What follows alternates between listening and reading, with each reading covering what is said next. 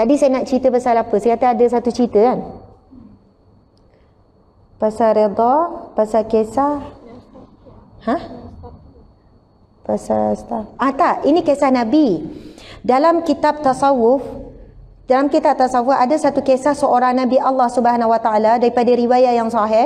Nabi ini tak disebut namanya, tapi kisah seorang Nabi. Pada suatu malam dia bermimpi. Dalam mimpinya Allah perintahkan dia melakukan 4 perkara. Pertama, Allah perintahkan besok keluar daripada rumah. Kemudian perkara pertama yang kau lihat, saya nampak adik saya berjalan tu kan, nak beri amaran ke? Oh, nak pergi sana. Okey, sila. Okey, ni saya akan sudahi dengan mimpi ni lah. Storage almost full. Okey. Seorang Nabi Allah, antaranya kadang-kadang perintah Allah dan larangan Allah ataupun wahyu Allah datang daripada mimpi kan. Seorang Nabi, dia bermimpi pada malam itu, Allah perintahkan melakukan 4 perkara. Perkara pertama, selepas bangun tidur, Allah perintahkan supaya dia menuju ke barat ke timur. Saya tak ingat. Mungkin ke barat atau ke timur, antara dua itulah. Kemudian Allah perintahkan perkara pertama yang engkau lihat, maka makanlah. Kemudian perintah yang kedua, apabila kamu menemuinya, maka sembunyikan. Allah perintah supaya sembunyikan.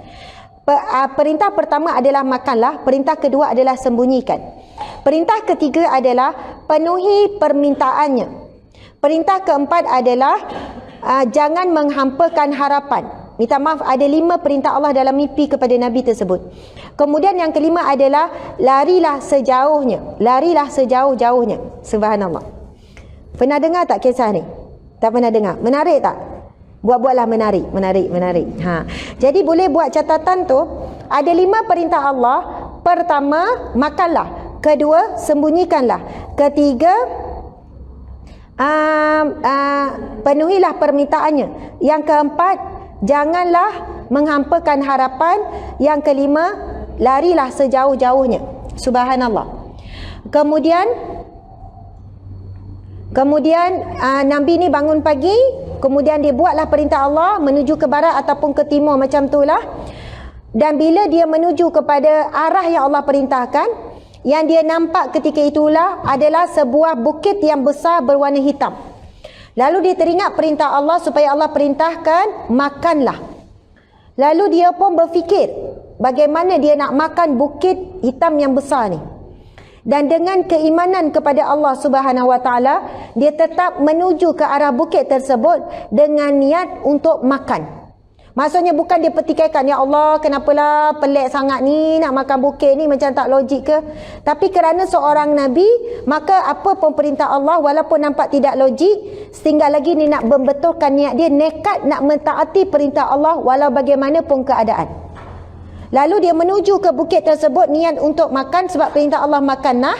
Dan apabila dia mendekati bukit tersebut, bukit itu jadi mengecil menjadi sebiji buku roti. Lalu dia makan roti tersebut dan dia merasakan betapa manisnya roti tersebut. Kemudian dia meneruskan perjalanan. Lepas tu dia nampak ada satu teko emas yang cantik. Lalu dia teringat perintah Allah. Allah suruh apa? Sembunyikan. Setelah itu dia pun galilah tanah dan dia pun kambus teko yang cantik itu. Dia kambus. Kemudian dia pun berlalu pergi setelah mentaati perintah Allah. Teko tu keluar balik di atas tanah.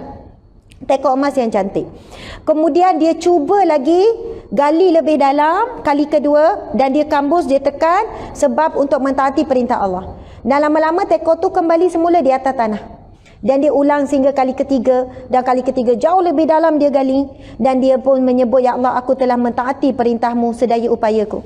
Lepas tu dia bila berlalu tak jauh daripada tu, teko tu kembali semula di atas tanah. Dan dia meninggalkan kerana dia telah pun melaksanakan perintah Allah. Kemudian dia teruskan perjalanan, dia tiba-tiba ada seekor burung.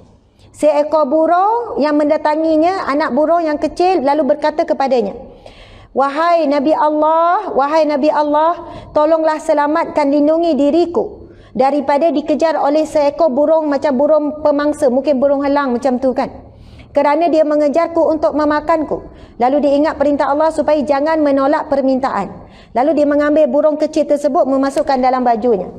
Kemudian burung yang besar itu datang. Dan burung besar itu berkata kepadanya, wahai Nabi Allah, janganlah engkau menghampakan harapanku. Aku telah mengejar burung kecil itu daripada pagi untuk menjadi rezekiku. Sekarang bertembung. Burung kecil, permintaan supaya diselamatkan. Burung yang besar ni, jangan menghampakan harapan. Allah perintah jangan hampakan harapan. Lalu apa yang Nabi Allah ini buat? Dia potong daging pahanya. Potong daging pahanya. Begitulah, kita rasa macam tak logik, tapi itulah para Nabi. Minta disembelih anak pun buat dengan nekat, bukannya dengan ragu-ragu ya. Para Nabi bila buat dengan iman, dengan betul-betul yakin. Tak adalah masa dekat nak sembelih tu Nabi Ibrahim terlintas ke, nanti mesti Allah cancel ni. Tak ada. Memang betul-betul nekat nak sembelih anak, tak ada nak minta excuse, tak ada minta membayangkan tiba-tiba Allah akan cancelkan ke tak. Memang nekat betul-betul diasah pisau bulat untuk menyembelih. Sehingga Allah tahu hati Nabi Ibrahim memang bulat untuk sembelih anaknya. Dan ketika itu Allah menggantikan dengan kibash. Kita tahu kan. Jadi Nabi Allah ni memang ada kelebihan. Allah bagi keimanan yang sangat mantap, yang sangat kuat. Jadi Nabi tu dia potong sikit bahagian paha ni. Kemudian dia bagi makan kepada burung pemangsa dan burung itu lari. Jadi harapan dia bukan nak burung tu sangat. Dia nak makan, dia nak rezeki. Kemudian setelah jauh burung tu, Nabi itu pun membiarkan, melepaskan burung kecil tu terbang semula. Dan yang terakhir, Nabi Allah ini dia melalui satu tempat yang busuk sangat, berbau sangat busuk, sangat hanyir.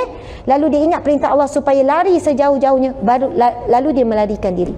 Sebelum tidur, Nabi Allah ini bertanya dan berkata kepada Allah, ya Allah, aku telah pun melakukan segala perintahmu, maka tunjukilah kepadaku apakah hikmah di sebaliknya. Lalu Nabi Allah ini pun tidur. Dalam tidur Allah menjawab satu-satu apa yang diperintahkan oleh Allah tersebut. Yang pertama, iaitu bukit hitam yang besar. Dan Allah menyebutkan itu adalah amarah, kemarahan yang ada dalam dirimu. Apabila engkau menahan kemarahan, maka kamu akan mendapat kemanisan iman. Subhanallah. Sebab itu Allah sebut, Nabi SAW bersabda, la taghdab walakal jannah. Jangan kamu marah, bagi kamu syurga. Subhanallah. Marah memang tak boleh dibuang. Dan fitrah manusia mesti ada marah. Tidak ada khusus buang marah, tak ada. Kursus pengurusan marah ada. Maksudnya kita hanya boleh menguruskan marah. Bahkan marah ada peringkat wajib. Kalau tak marah berdosa. Apabila Nabi Allah dihina, apabila hukum hakam dihina, tapi marah yang berlandakan syariat. Dan ada ketika marah kita dapat pahala. Marah anak tak solat, marah anak solat lambat, dapat pahala. Marah kita dapat pahala. Tapi marah mengikut syariat, bukan mengikut hawa nafsu. Okey.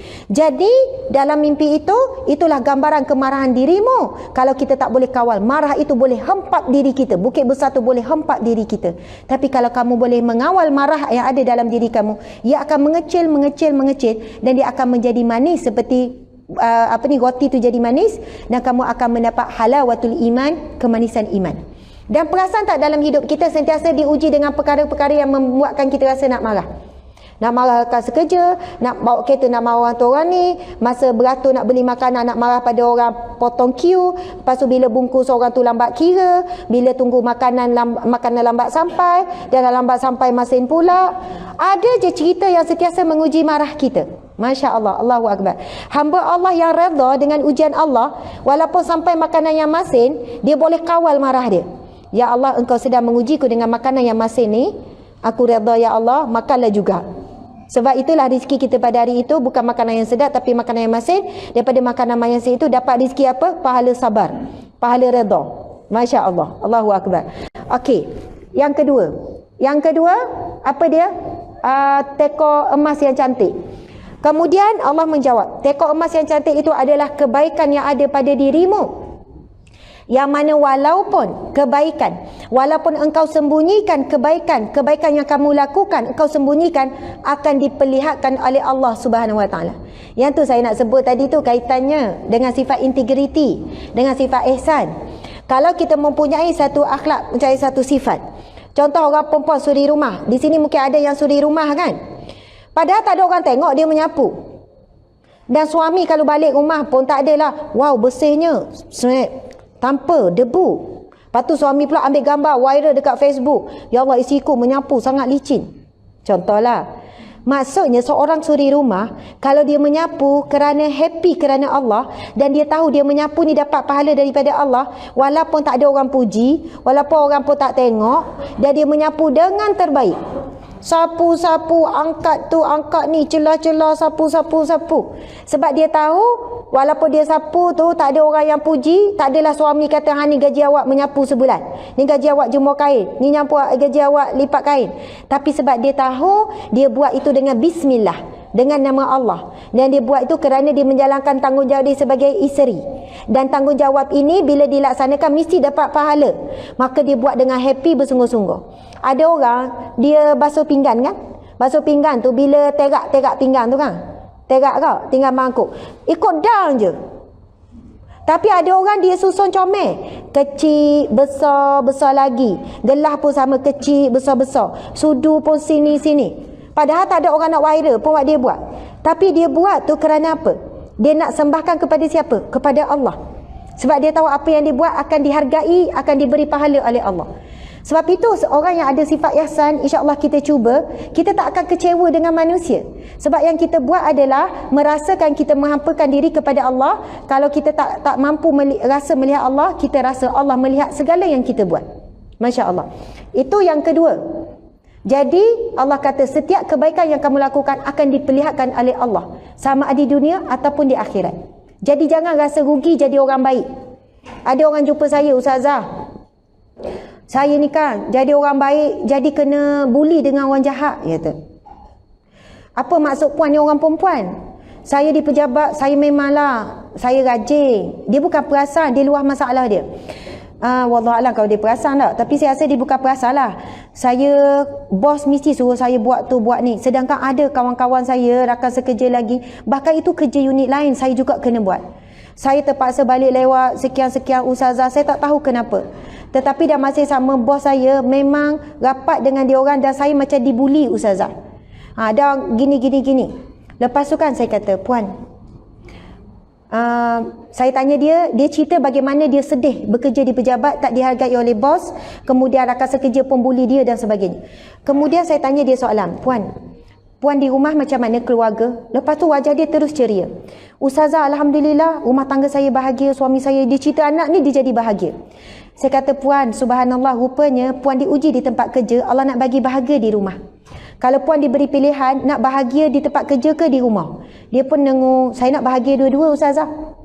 Yelah, kita semua nak di tempat kerja pun happy, di rumah pun happy, betul kan? Tapi puan, kadang-kadang betapa mahalnya Allah nak beri satu nikmat datang dengan ujian, dan Allah Maha Adil.